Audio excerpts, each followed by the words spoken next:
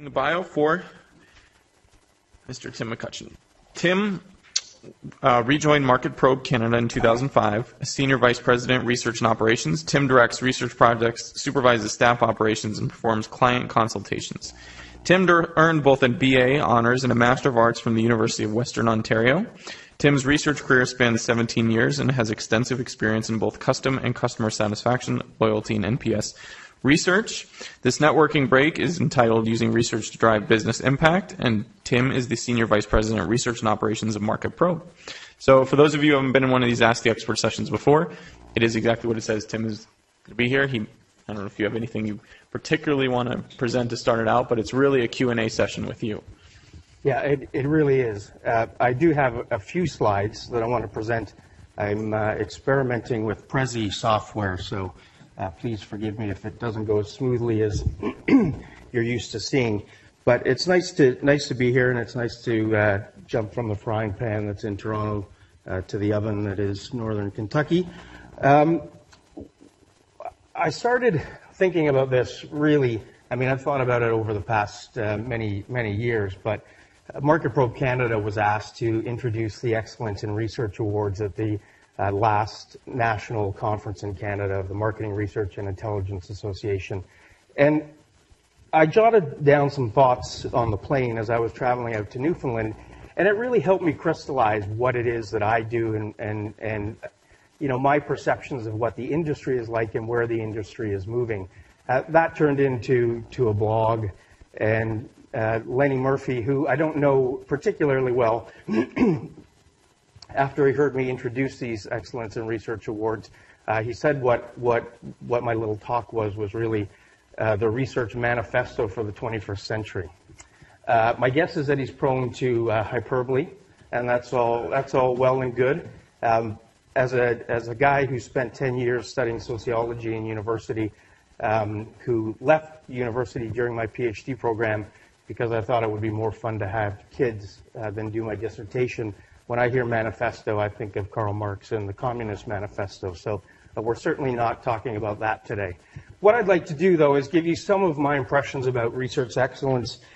And really, I think that clients now are demanding more from researchers.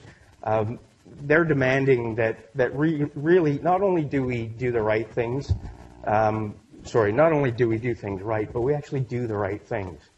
And that's a critical element, certainly in the work that I do with my clients. So we can do things right, but if we're not doing the right things, at the end of the day, the research probably doesn't get used the way it should. So I'm just going to take you through a bit of a background. The dates I just made up, they correspond with my career. They will be a little bit different, I'm sure, for everybody else.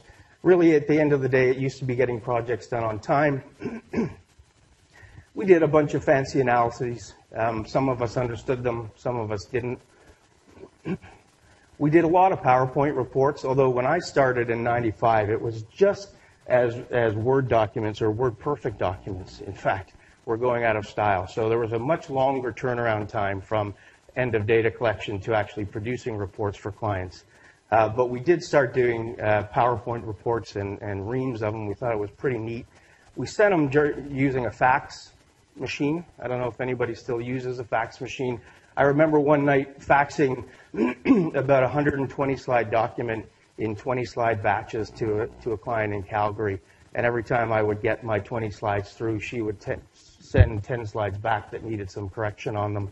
It took literally 6 hours to do, and quite a pain in the butt.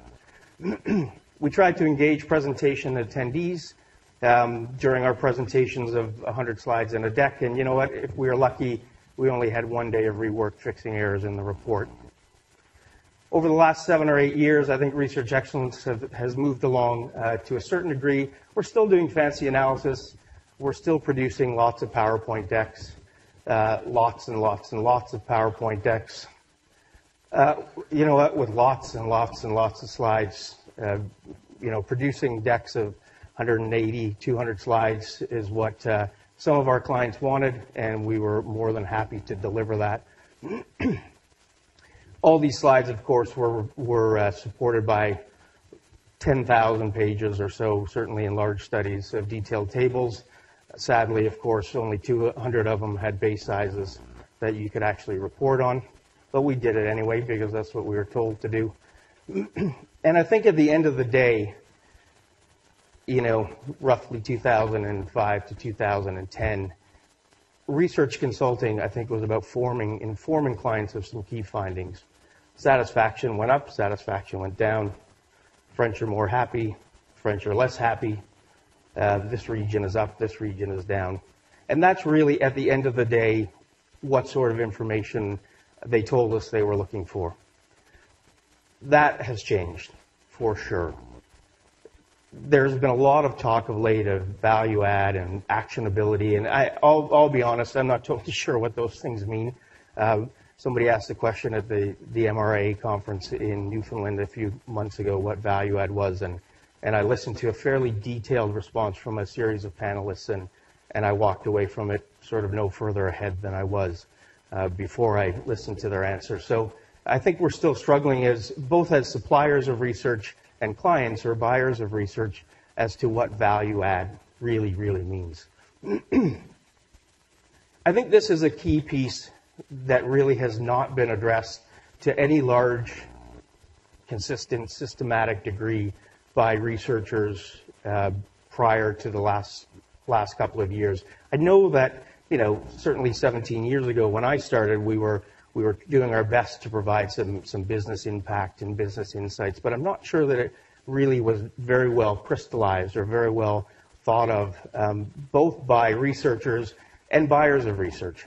I really do think that it's not technically a partnership because one partner is paying, but you know what? I think both sides of the equation need to spend more time trying to figure out what the ultimate business impact is and what are the objectives. What are the business objectives of the research? Business consulting is something that I've had the opportunity to work under a couple of bosses. One who's actually in the room right now, who used to work at Procter & Gamble. My current boss used to work at Procter & Gamble and the Royal Bank of Canada. And these two gentlemen certainly taught me over the course of several years just how important it is to focus on what the business issues are. Even though it's framed by researchers and the work is conducted by researchers, it really, at the end of the day, if it doesn't have an impact on the end state of the business, then it's largely research for research's sake. And I'm not talking about business consulting. I'm not suggesting that marketing research need to become, McKinsey and Bain management consultants.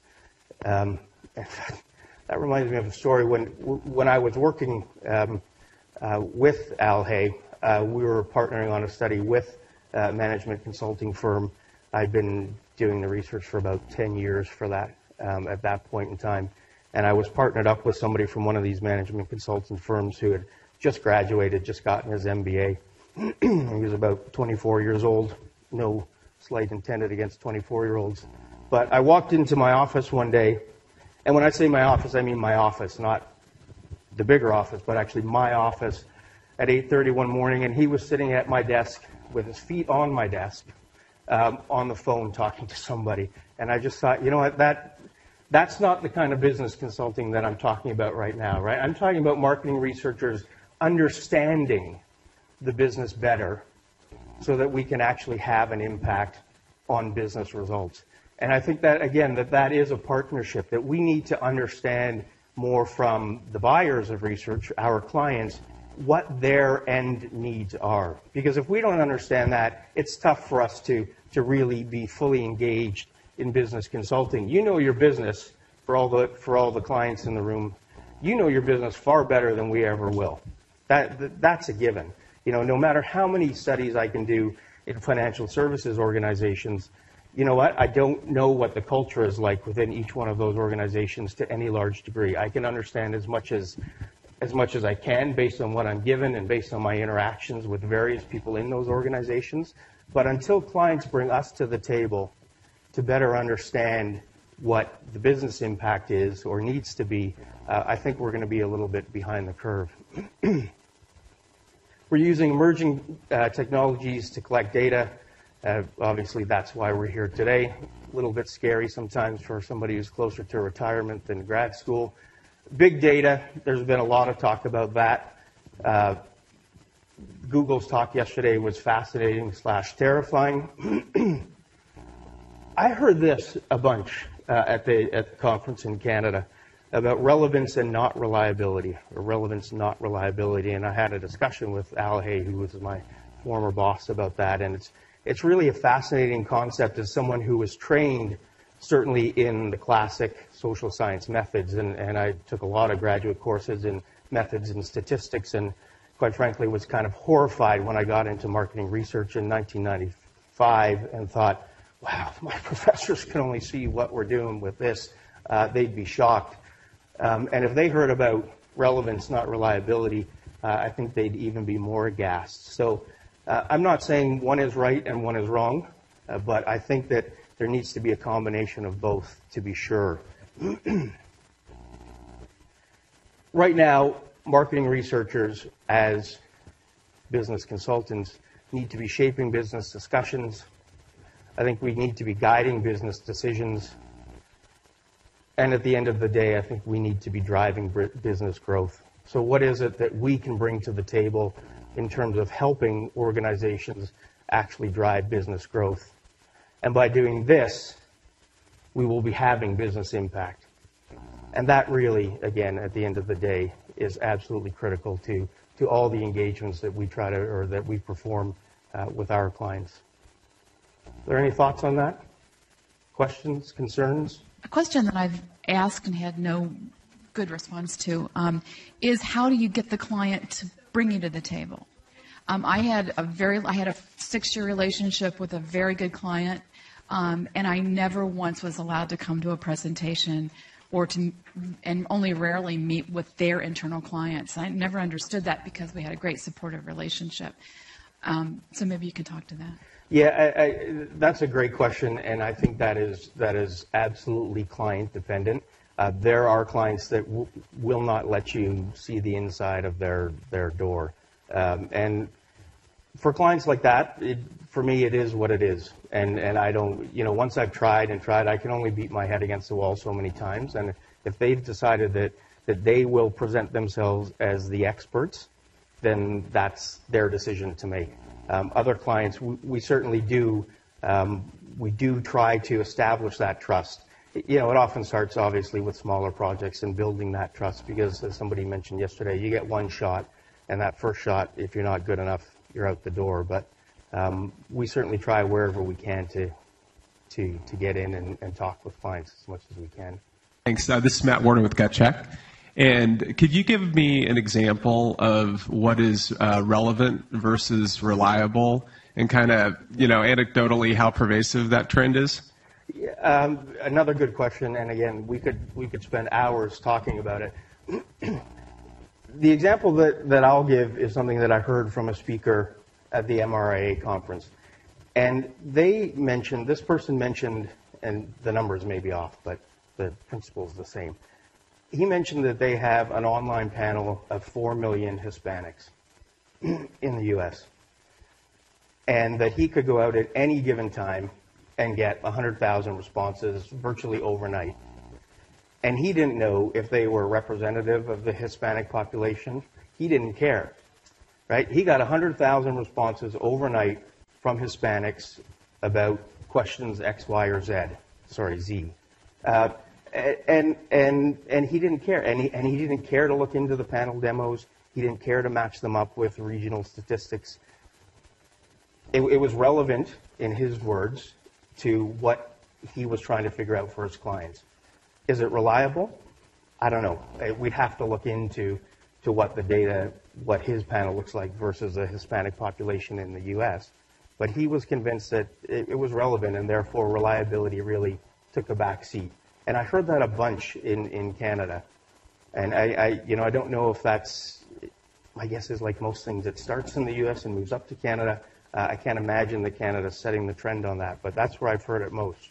I think to my insight, whatever it's worth, to your question was, my career has been so long, and I remember when I started out, there were regional banks, right? This is in New Jersey. And I one particular client, which was United Jersey Bank that I was on the technology side. I had 2 master's level statisticians I would feed all this data to. They're gone. The market research department is gone. I think the reality is that the marketing department is in charge, and they just don't have the rigor or the background. So you hear things like relevance, you hear actionable, and I think the challenge for us is giving the marketers what they need, right?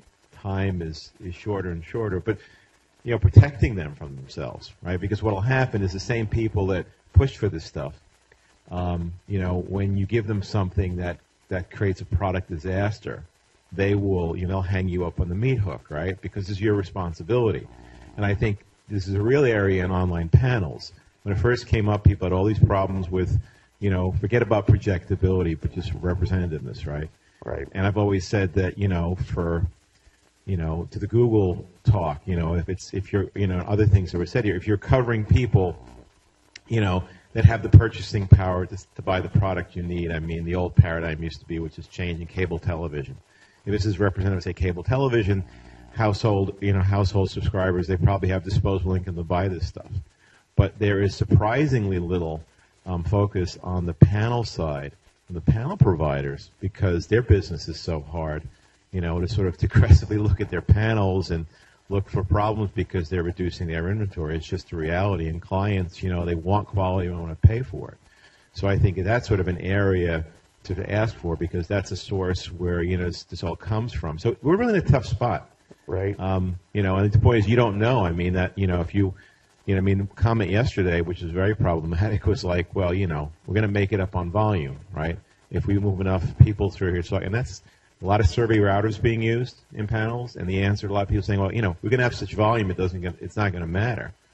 But also market researchers are aggregating probably from secondary data sources.